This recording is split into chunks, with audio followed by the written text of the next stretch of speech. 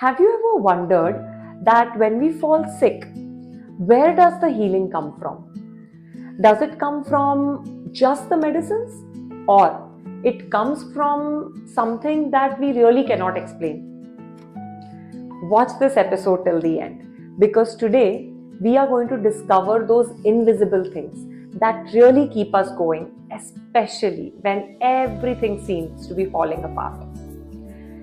Today, the story that I bring to you is a timeless story written by O. Henry, an American storyteller, and this is one of his most beautiful ones. So what are we waiting for? Hello everybody, welcome to my channel. My name is Stuti, that is YOLO, and you're watching The Stuti Show. Pretend say more than they seem.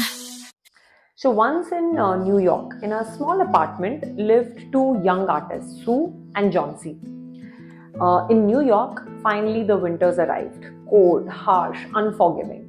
And with that, illnesses came too. John C. fell sick.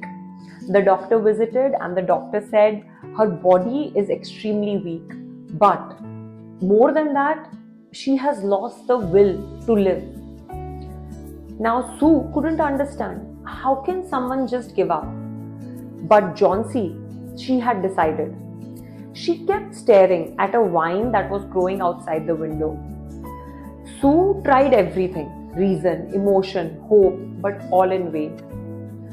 They both started counting the leaves that were falling from the vine. 10, 7, 5. One night there was a big storm.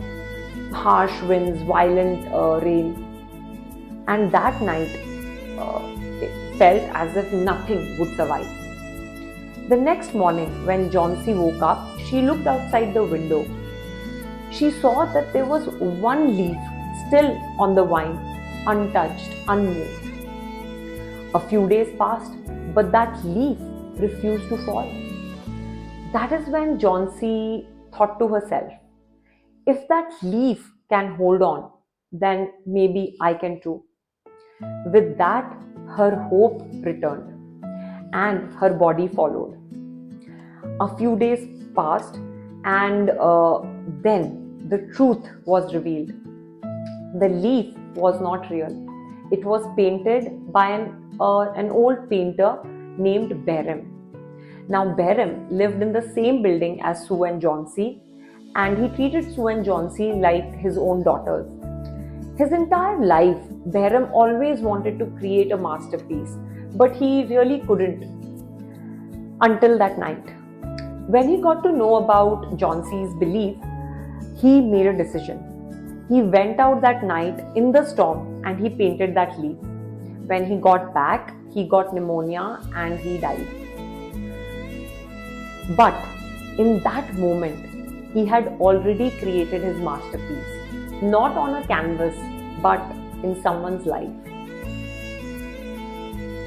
Stories like these don't seem to be distant or unrelatable. They have a way to quietly find you.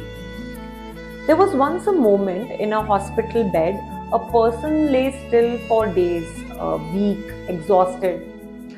On the left, there was noise, machines, medicines, doctors, nurses, everything working to heal the body.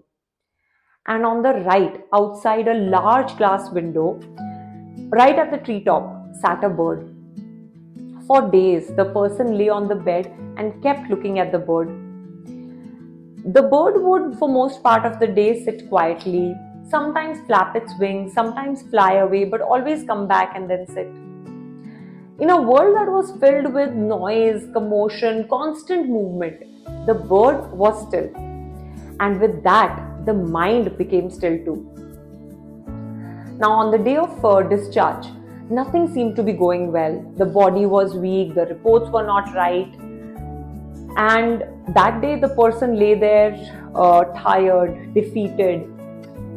Just then, the person heard a chirp, opened the eyes, and saw that the very same bird was sitting right there, just outside the window, closer than ever before, staring right into the eyes. This was the first time in days that the person felt light. For the very first time, the person felt life within. The bird sat there for almost 30 minutes and then flew away.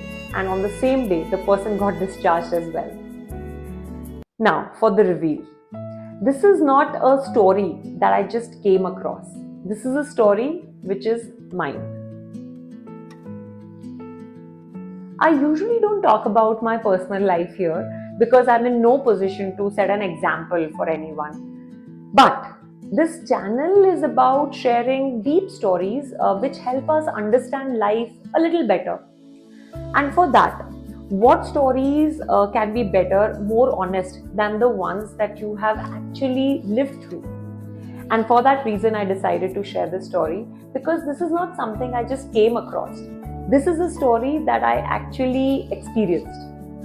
Now, what you experienced, what Johnsy did, do you think it is just about that one leaf or just about the bird? On this channel, can it ever be just about what is on the surface? Tell me. You got it. A leaf that refuses to fall or a bird that just sits. It is not them. It is what they represent. To Johnsy, the leaf represented hope.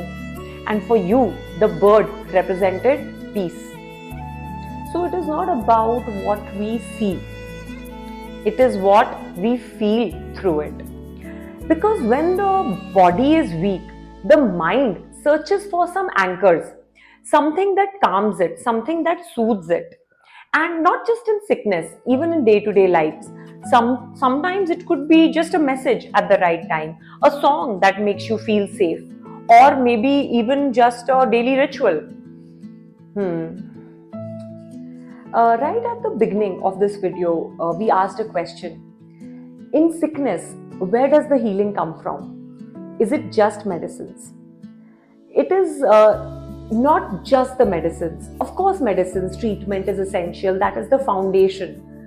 But we are not just physical. We are deeply emotional and mental beings.